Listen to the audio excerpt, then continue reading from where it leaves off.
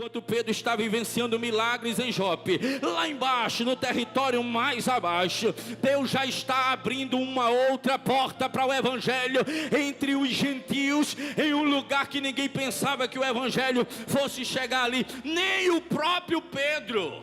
Enquanto Pedro está vivenciando aquilo ali, Deus envia um anjo no capítulo 10, lá em Cesareia, no lugar aonde se predominava o misticismo, no lugar aonde a idolatria predominava, no lugar aonde era palco, posso dizer aos irmãos, de grandes indícios de feitiçaria, de astrologia e de tantas outras coisas. Falar de Cesareia, eu não posso de maneira nenhuma deixar para trás o que aconteceu no capítulo 18, escrito por Mateus. A Bíblia diz em um dado momento que Jesus está perto de Cesareia de Filipe, e quando ele está ali, ele está pregando o evangelho juntamente com os seus discípulos. Quando eles estão naquele lugar, diz a Bíblia Sagrada que o Senhor está, geograficamente falando, ele está em Cesareia, e lá tem uma grande cordilheira de pedras. Naquela cordilheira de pedras existia ali uma caverna, ou algumas cavernas.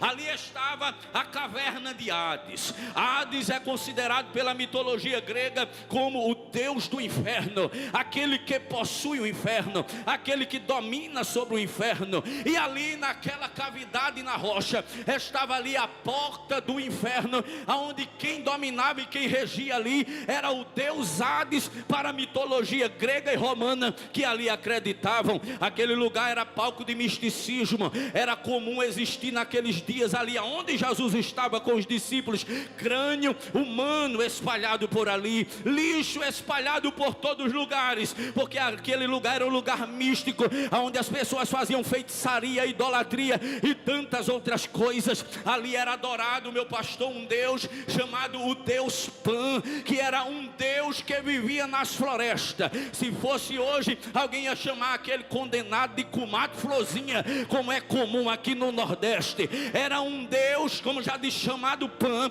que quando alguém chegava dentro das matas, tinha que levar uma oferenda para ele, para que ele não perdesse as pessoas dentro da vegetação que ali estava. Esse Deus era adorado ali.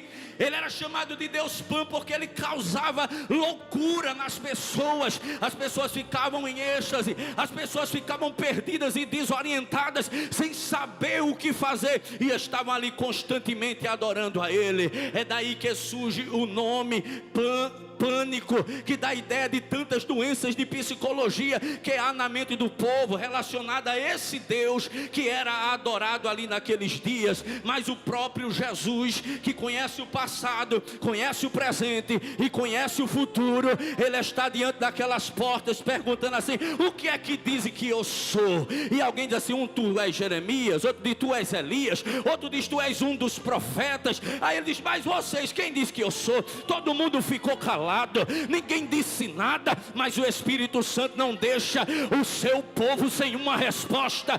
Ele vai lá no coração de Pedro, e lá na boca de Pedro diga assim: meu filho, diga, tu és o Cristo, o Filho do Deus vivo. Quando ele diz isso, ele diz: dissesse bem, quem te revelou isso, a Pedro, a honra não é tua, foi o Espírito de Deus que te revelou. Mas uma coisa eu te digo: tu és Pedro, mas sobre esta pedra aqui que sou eu vou edificar a minha igreja. Está vendo essas portas aqui do inferno? Ela não vai prevalecer contra a minha igreja. Não tem Hades, não tem Pan, não tem ídolo, não tem imagem de escultura, não tem outra divindade que impeça do meu evangelho chegar em Samaria e até os confins da terra.